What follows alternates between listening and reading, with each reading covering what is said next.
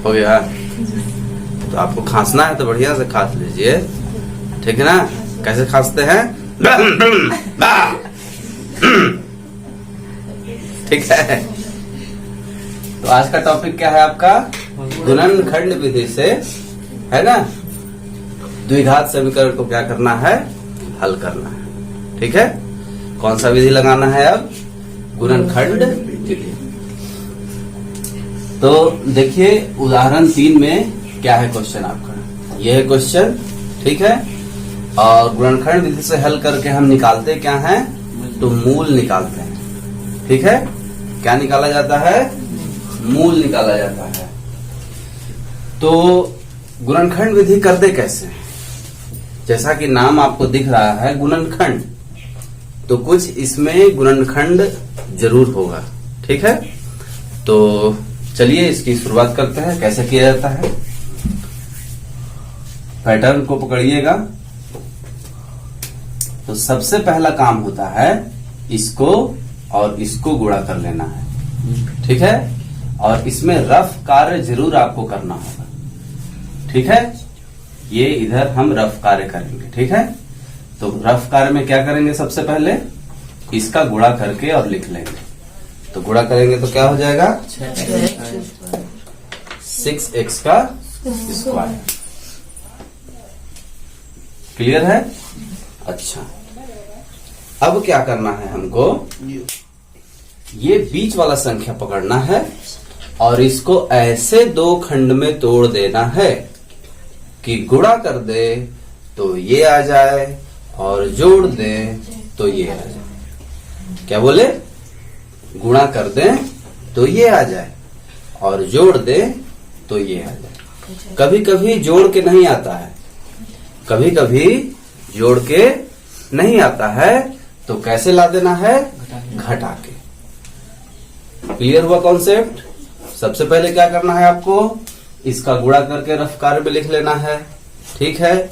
और यही आपको लाना है कैसे? इसको दो खंड करिए और उन दोनों नंबर का गुणा कर दें तो ये आना चाहिए, और जोड़ दे तो क्या आना चाहिए? ये आना चाहिए। और बाई चांस जोड़ के नहीं आ रहा हो तो घटा के तो जरूर आना चाहिए। ऐसा दो नंबर आपको सोचना होता है, ठीक है।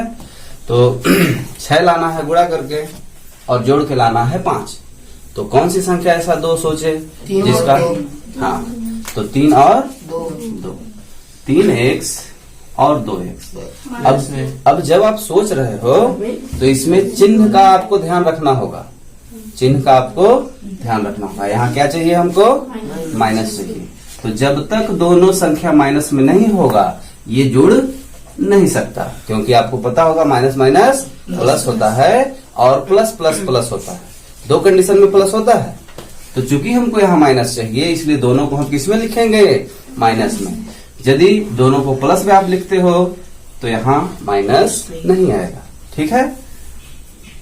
इसलिए माइनस में लिखना होगा, ठीक। आगे चलिए। अब जो सोचे आप इसको तो चेक कर लीजिए कि क्या वाकई में हम जो सोचे हैं वो सही है या गलत। तो 3 दूना 6, x का x में गुणा करेंगे तो x स्क्वायर, और माइनस माइनस गुणा करेंगे तो क्या हो जाएगा? प्लस। यानी कि बिल्कुल हम सही सोचे हैं, ठीक है। गुणा जब करते हैं तो चिन्ह, बड़ी संख्या का चिन्ह नहीं लिखते, और इसी को जब जोड़ेंगे तो बड़ी संख्या का चिन्ह लिखते हैं। ये चीज आपको ध्यान से समझना होगा। क्या कि माइनस माइनस जब गुणा होता है तो बड़ी संख्या का चिन्ह वहां नहीं लिखाता है, लेकिन यही माइनस माइनस जब प्लस होगा तो बड़ी संख्या का चिन्ह लिखाएगा। तो अब जोड़ के चेक करिए कि आता है कि नहीं। तो 3 और 2 को जब जोड़ेंगे तो 3 2 क्या हो जा रहा है? 5, और माइनस का चिन्ह बड़ा लिखाता ही है। यानी कि ये जो हम लिखे हैं ये बिल्कुल सही लिखे हैं, ठीक है। अच्छा, अब क्या करना है? अब अगला स्टेप में कुछ खास नहीं करना है आपको। जो यहाँ लिखा हुआ है उसको आप वैसे ही लिख लीजिए, और इसके बदले किसको लिखिए? इसको लिखिए। 2 को हम आगे लिख लेते हैं और 3 को हम पीछे लिख लेते हैं। क्यों? क्योंकि 2 से ये मैच करेगा तो कॉमन निकालने में आपको आसानी होगी, ठीक है। अच्छा, अब ये 2 पेयर बन रहा है, एक यहाँ और एक ये, ठीक है। तो इसको लिखने की कुछ खास जरूरत नहीं है, सिर्फ समझने के लिए हम बताए कि यहाँ पास जो है इसको आप कर लीजिए, तो एक जोड़ी यहाँ हो गया और एक जोड़ी यहाँ हो गया। अब इसमें से हमको क्या निकालना है, कॉमन निकालना है। तो कॉमन निकालने का तरीका यह है कि जितना ज्यादा से ज्यादा आप निकाल सकते हो दोनों के पास से निकाल लो। तो दोनों के पास क्या है, 2x है, ठीक है। यहां ध्यान से देखेंगे तो 2x गुणा x है, और यहां ध्यान से देखेंगे तो 2x गुणा 1 है। किसी भी नंबर के साथ गुणे में 1 छुपा होता है, क्योंकि 2x का 1 में गुणा करेंगे तो 2x ही आएगा। तो अब दोनों के पास 2x दिख रहा है ना आपको, 2x कॉमन है, दोनों के पास आपको 2x दिख रहा है, तो 2x बाहर निकाल दीजिए। 2x कहाँ निकाल दीजिए, बाहर। बचा क्या, यहाँ x बच गया और यहाँ क्या बच गया, 1 बच गया, ठीक है। उसी प्रकार से यहाँ भी आप ये चीज यहाँ कर सकते हो, लेकिन करने की कोई खास जरूरत नहीं है। जो यहाँ आ गया ना वही यहाँ भी लिखेंगे और बराबर में 0। तो ध्यान से देखिए, जब इसके बदले हम ये लिख दिए तो दोनों के पास से क्या निकल रहा है, 3 निकल रहा है, और माइनस साथ में निकल रहा है, ठीक है। तो अब कहेंगे आप कि यहाँ तो माइनस नहीं था, कैसे निकाल दिए माइनस। तो थोड़ा सा ध्यान से देखेंगे तो इसका यदि इसके साथ आप गुणा कर दोगे ना तो माइनस माइनस क्या हो जाएगा, यानी कि हम सही निकालें। क्लियर है, अब समझिए। अब अगला स्टेप में क्या करना होता है, जो बाहर बाहर वाला है उसको एक जगह लिख लेते हैं, और जो एक जैसा दिख रहा है उसमें से एक ठो ले लेते हैं और बराबर में क्या लिख दिए, 0। स्टेप समझ में आ रहा है।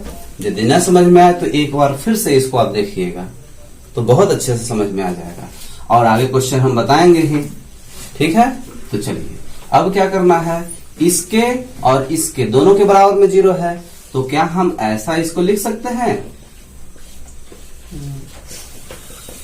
बिल्कुल लिख सकते हैं। दोनों के बराबर में 0 हम लिख सकते हैं। अब देखिए 2x माइनस 3 है, आपको पता होगा कि पक्षांतर करना होता है, संख्या के पास जाता है, तो 3 जाएगा 0 के पास तो क्या हो जाएगा, प्लस में हो जाएगा, और 0 के साथ प्लस करेगा तो 3 का 3 ही रहेगा। अब ये गुणा छुपा हुआ है, उधर जाएगा तो किसमें हो जाएगा, भागे में हो जाएगा। इस तरह से जो है ये x का मान आ गया, ठीक है। इसको देखिए, माइनस में है, उधर जाएगा तो किसमें हो जाएगा, तो 0 के साथ प्लस करेंगे तो क्या होगा, 1 ही तो होगा। तो इस तरह से x का 2 ठो मान आया, इसी को कहते हैं मूल। तो मूल बराबर आप लिख सकते हैं 1 और 3/2 आंसर, ठीक है। समझ पा रहे हैं। तो आपको गुणनखंड विधि के द्वारा मूल ज्ञात करना हो तो 3-4 स्टेप को आपको ध्यान में रखना है। सबसे पहला स्टेप है कि रफ कार्य जरूर करिएगा, बिना रफ कार्य किए गलती होने की पूरी संभावना हो जाती है, ठीक है। इसलिए रफ कार्य आप जरूर से जरूर करिएगा। रफ कार्य कर दिए, उसके बाद इसको तोड़ना है, उसके बाद चेक कर लेना है, उसके बाद कॉमन निकालना है, तो फिर आ गया आपका आंसर, ठीक है।